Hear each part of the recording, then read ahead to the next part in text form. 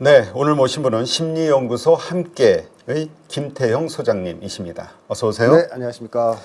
자, 지금 트럼프와 미국의 행보를 보면서 많은 분들이 이제까지는 상상도 못했던 일들이 벌어지고 있다 이런 표현들을 많이 하더라고요. 네. 뭐 관세와 관련해서 경제, 미중 패권 전쟁 하에서 일어났던 여러 가지 일들은 뭐 차치하고라도 지금 베네수엘라 대통령을 체포한 거나 네. 그다음에 지금 그린란드를 가져가겠다 공개적으로 네.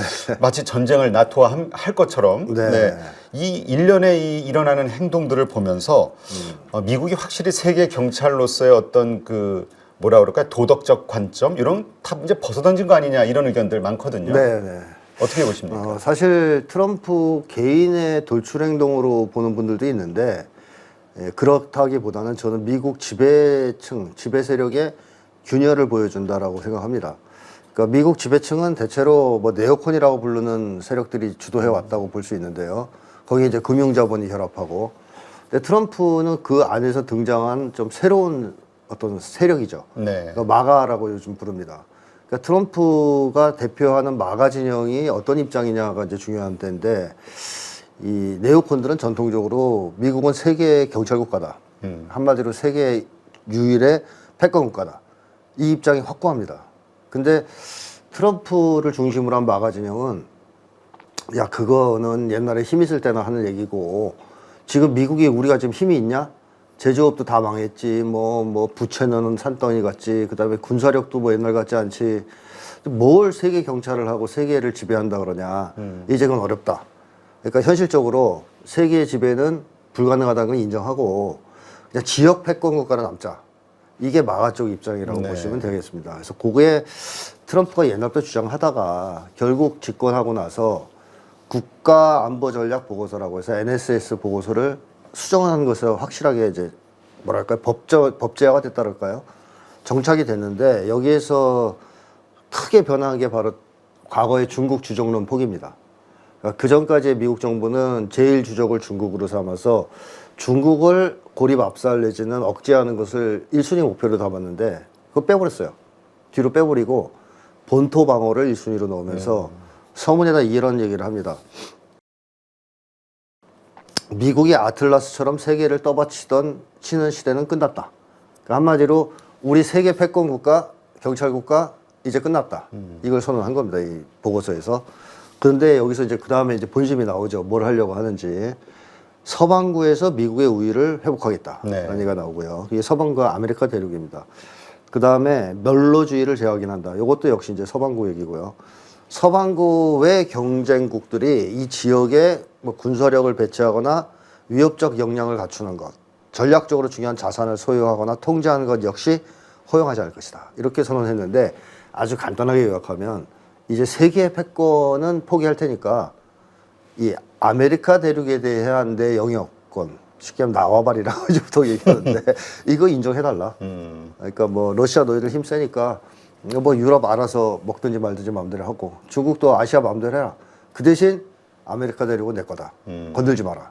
이게 지금 NSS에서 확정된 미국의 국가안보 전략이거든요. 네. 이제 거기에 따라서 베네수엘라를 사실상 침공한 겁니다. 대통령을 납치한 거예요. 또 그린란드도 자기들의 입장에서 보면 아메리카 대륙에 속해 있어요. 그렇죠. 이렇게 올라가면 위에 끝에 있으니까. 캐나다도 합병해야 돼요. 그래서 이미 캐나다도 합병 얘기가 한번 나왔었죠. 트럼프 입에서. 트럼프 나왔죠. 그러고 이제 좀 쿠바 뭐 어떻게 하겠다 이런 얘기가 나오는데 한마디로 아메리카 대륙에 대해서는 배타적인 독점권을 행사하겠다 하는 게 이제 미국의 입장이고요.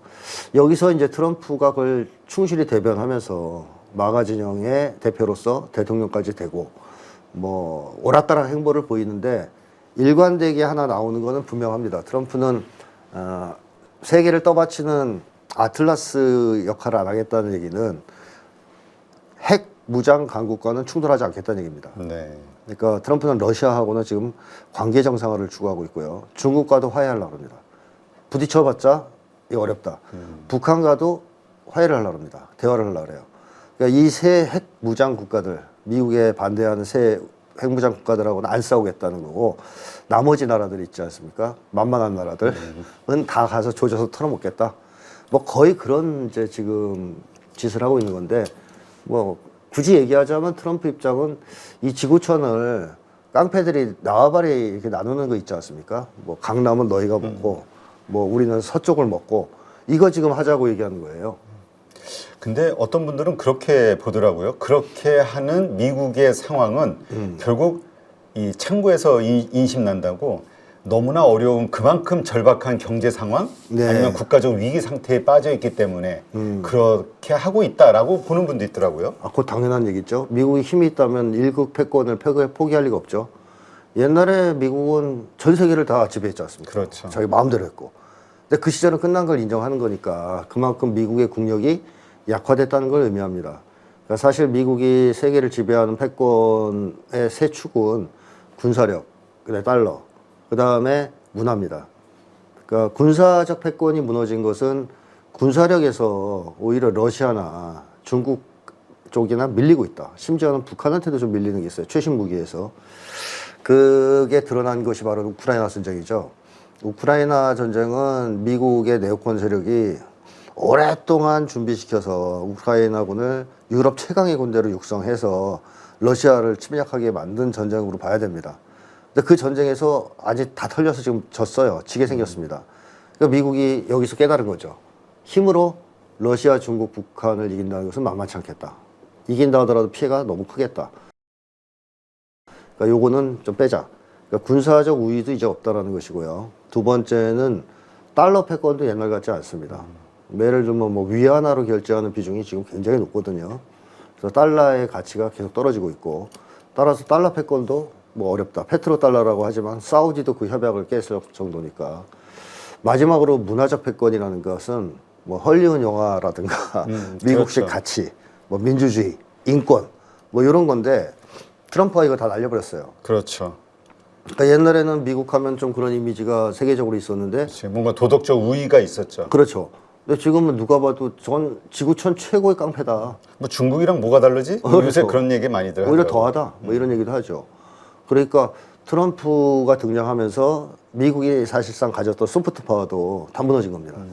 그러니까 이런 것들이 다 무너지면 어차피 지구촌에서 옛날처럼 대장 노릇은 못하고 동네 깡패 정도로 전락되는 거죠. 그러니까 라틴 아메리카 정도에서의 동네 깡패 정도의 역할을 하는 건데 그것도 성공할 거란 보장은 못해요.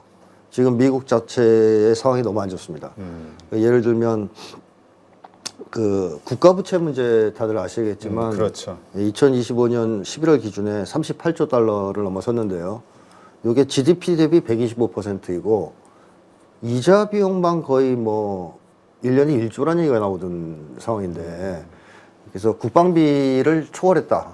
이번에 국방비를 증액했으니까 국방비가 다시 초월했겠지만 이자 비용이 그 정도까지 지금 치솟았습니다. 그러니까 어쨌든 미국으로서는 지금 현 상황에서 국가부채를 갚을 방법도 없다라는 얘기가 나오고 있습니다. 그리고 제조업도 거의 다 몰락했어요. 네. 그러니까 트럼프가 계속 제조업 부흥을 얘기하고 있는데 근데 이게 그동안 미국이 어떻게 보면 세계를 지배하는 과정에서 만들어 놓은 세계화 체제의 결과거든요. 즉 제조업 같은 거 다 외국 주고 자기들은 금융자본 같은 거나 이런 걸로 돈을 빨아오는 이런 경제 시스템을 만든 것이 이제 지금 부메랑처럼 돌아오는 것인데 이거를 해결하는 방법은 사실상 내부 개혁입니다. 원칙적으로 보면. 과거에도 자본주의가 여러 차례 위기가 있었는데요. 특히 2차, 1, 2차 세계대전이 일어나기 전에 위기는 심각했죠. 네. 미국발 경제 대공황을 중심으로 해서 그게 그 1, 2차 세계대전으로 이어졌는데 이때 자본주의 소위 열강들이라고 하는 자본주의 선진국들이 2차 세계대전 겪고 체험을 이제 교훈을 얻었습니다. 이러단 다 죽겠다. 그러면 안 죽을 수 있는 방법이 뭐냐? 자본주의 위기를 전쟁을 통해서 해결할 수 없다면 결국 내부 개혁을 해야 되는 거 아니겠냐. 이런 생각에서 그레이트 리셋을 하죠. 그 그레이트 리셋이라는 것은 간단하게 얘기하면 부자들한테 막대한 세금을 부과해서 이걸 돈을 국가로 소유로 해서 평등 정책을 펴는 겁니다. 그래서 영국이 그때 40년대 2차 대전 이후에 최고세율을 98%까지 올리고 미국이 95%까지 올리면서 부자들한테 세금을 많이 걷습니다. 그리고 그걸 쫙쫙 풀죠. 네. 그래서 평등 수준이 엄청 올라가고 구매력이 살아나면서 자본주의가 소위 이제 황금기를 구가하게 되는데 이게 자본주의가 그나마 위기에서 탈출할 수 있었던 유일한 방법이었어요. 내부 개혁을 통한 평등 정책의 실현. 근데 지금의 미국의 기득권 측은 그걸 할 생각이 없습니다.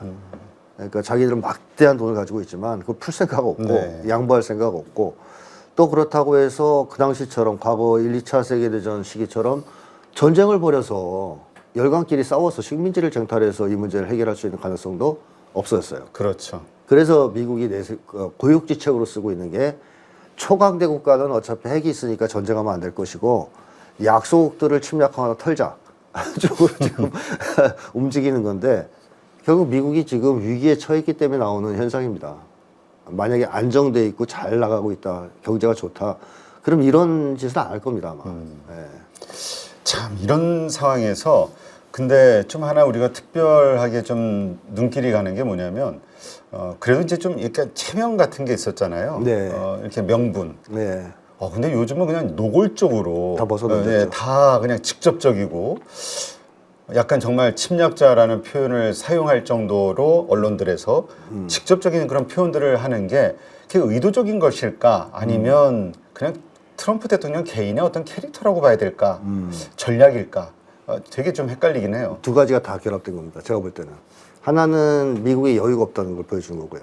미국이 좀 여유가 있으면 가면도 좀 쓰고 분칠도 좀 하고 그 다음에 뭐 겉바른 말도 좀 하고 이럴 텐데 그거는 그래도 옛날에 조금 잘 나갈 때 여유가 있을 때 하는 행동이고 지금은 너무 상황이 안 좋습니다. 특히 트럼프 진영의 입장에서 보면 대통령 당선 이후에 시즌2 2기가 된 다음에 제대로 된 게 하나도 없어요.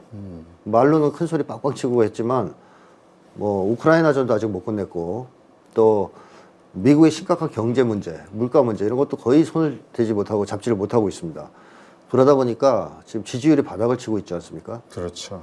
이 상태가 지속되면 중간선거 참패는 기본이고 트럼프 탄핵 얘기도 나오는 상황이에요. 그러니까 지금 가면 쓸 여유가 없습니다. 미국이. 얼굴을 뭐 가리고 뭔가 국제규범 같은 걸 떠들면서 위선적인 행동을 할 가능성은 이제 거의 없다. 급하다. 미국이 그만큼 여유가 없이. 그게 하나가 있고 또 한 가지 이 트럼프라는 인간 자체의 특징인데요. 트럼프가 제일 싫어하는 사람이 위선자예요. 아 그래요? 네. 그래서 얘 자서전 같은 걸 분석해 보면 제일 싫어하는 사람 1순위가 위선자입니다. 그래서 트럼프가 미국 주류 세력을 엄청나게 싫어하거든요. 특히 그 힐러리 이런 사람, 오바마 그렇죠. 뭐 이런 사람 엄청 싫어하는데 그 이유 중에 첫 번째로 꼽는 게 위선이에요. 위선이다. 앞에서는 마치 진보를 얘기하고 뭐 민주주의를 떠들지만 뒤로는 나쁜 짓 다 하고 지네들 뭐 이런 놈들 내가 그 너희들 하루 이틀 겪어봤냐 그러니까 난 너희들 진짜 싫다 이런 게 젊어서부터 있습니다.